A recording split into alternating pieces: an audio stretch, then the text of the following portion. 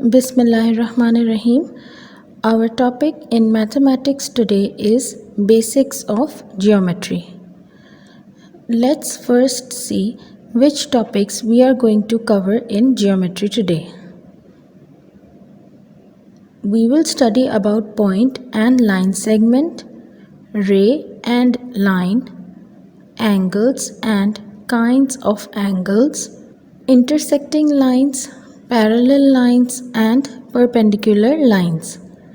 These are the basics of geometry which you should know to understand it further and solve problems in geometry. So let's start with point and line segment.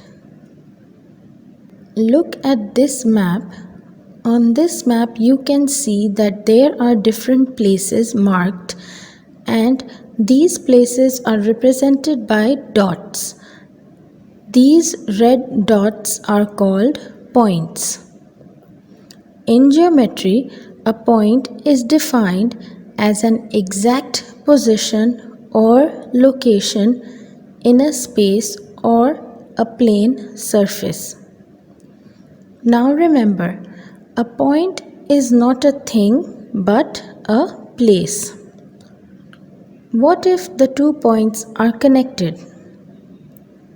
Over here you can see 2 points, and once when we connect them and name them as point X and point Y, we will get a line XY.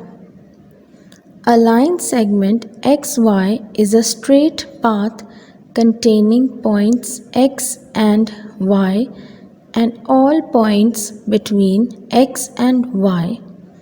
The point X and the point Y both are called endpoints, and a line segment joins these two endpoints as you can see in the diagram. Let's study about ray and line. This is a point. You can see that there is a line that is being extended from this point and there is a small arrow at the end. What will you call this?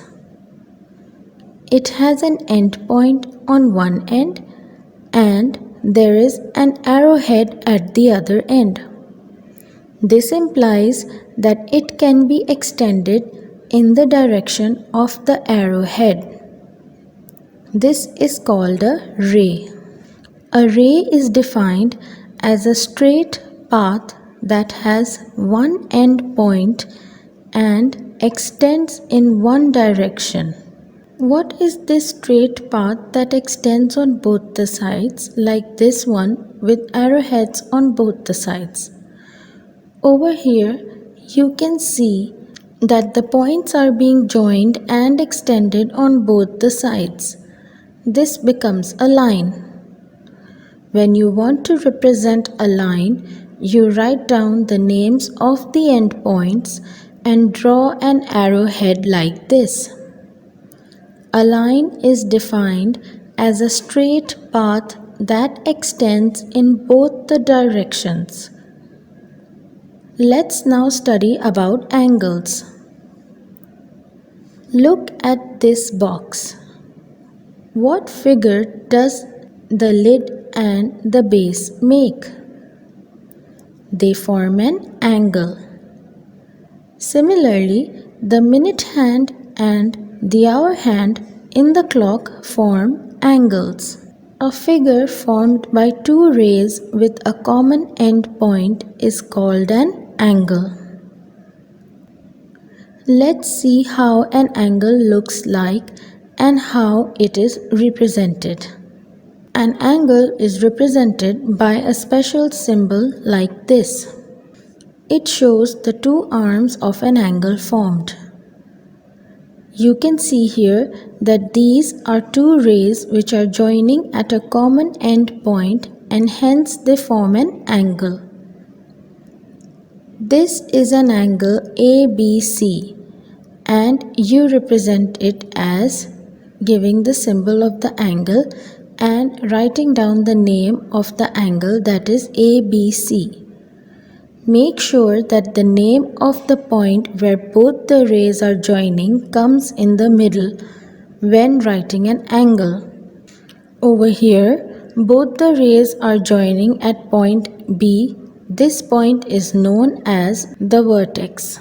So, in this angle ABC, the vertex is B. AB and BC are called the arms of the angle ABC. So the point where the arms meet is called the vertex. As the arms turn, the angle changes.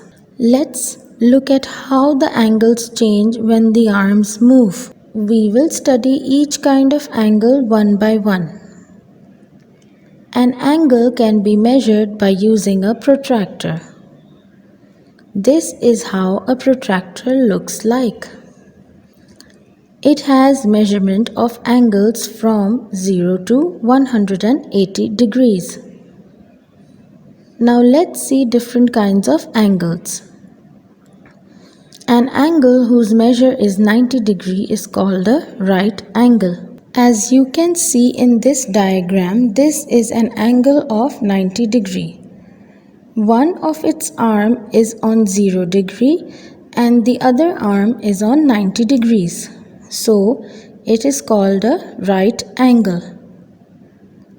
An angle whose measure is less than 90 degree is called an acute angle, which means any angle which is less than 90 degree will be known as an acute angle. Like over here, you can see that this is an angle of 60 degrees. As one arm is resting on 0 degree and the other arm of the angle is on 60 degrees, which is less than 90 degrees, so it is called an acute angle. Now, an angle whose measure is greater than 90 degrees but less than 180 degrees is called an obtuse angle. As you can see over here that this is an angle of 120 degrees. One arm of this angle is resting on 0 degrees and the other arm is on 120 degrees, so this is more than 90 degrees but less than 180 degrees and hence it is called an obtuse angle. An angle whose measure is exactly 180 degrees is called a straight angle. Now you can see over here that this angle is forming a straight line with one arm on 0 degrees and the other arm on 180 degrees. So this is called a straight angle with exactly 180 degree measurement.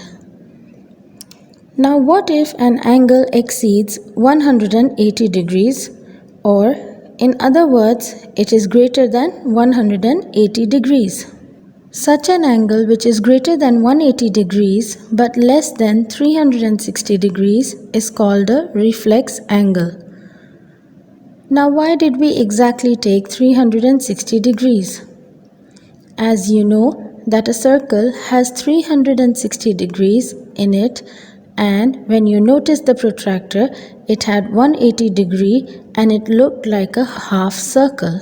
So now when you take a complete circle, it will be 360 degrees, and any angle that is exceeding 180 degrees but less than 360 degrees, like the one you can see over here, which is measuring 220 degrees, will be called a reflex angle.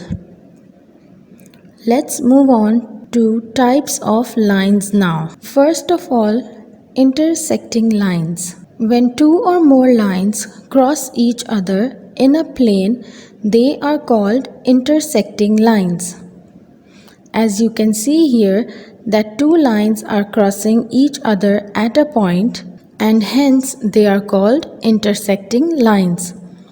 The intersecting lines share a common point which is called a point of intersection. Now parallel lines. Notice these railway tracks. The two sides of the tracks do not cross one another and they will never meet, so these sides are parallel to each other. Similarly, two lines are said to be parallel lines if no matter how long the lines extend in either direction, they never cross or meet each other. Now, what are perpendicular lines? A line is said to be perpendicular to another line if the two lines intersect at a right angle, that is, at 90 degrees. As you can see in this figure, these are two lines which are intersecting or crossing each other at 90 degrees or at right angle. So they will be called perpendicular lines. Now here is a small task for you. You have to identify parallel, perpendicular and intersecting lines from these pictures. Let's see the first picture, that is the picture of a shelf. You can see that the shelves are parallel to each other. The sides of the shelves are perpendicular to the shelves, and the points where the sides meet are the intersecting points where they are crossing each other. The next image is the picture of a hammer. The head and the handle are perpendicular to each other, and the point where they meet is the point of intersection. Next are pliers.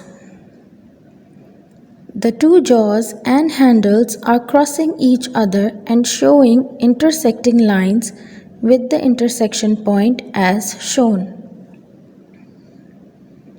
Next is an electric pole. The top and bottom part of the electric pole are perpendicular to each other. This is a ladder. The steps of the ladder are parallel to each other, and the rails and legs of the ladder are intersecting each other at a point as shown by the red dot or the point of intersection. These are a pair of scissors. The handle and the blades intersect each other, hence forming intersecting lines. Now look at this door. The top and bottom edges of the door make horizontal parallel lines. Similarly, the sides of the door make vertical parallel lines, and if we further notice, they are also intersecting each other at 4 points. This is a direction board. You must have seen this usually on roads. The two parts of the direction board are perpendicular to each other, showing the point of intersection. I hope, students, that through today's lesson, you must now be very clear about points, line, rays, angles, the kinds of angles, and the types of lines. Thank you.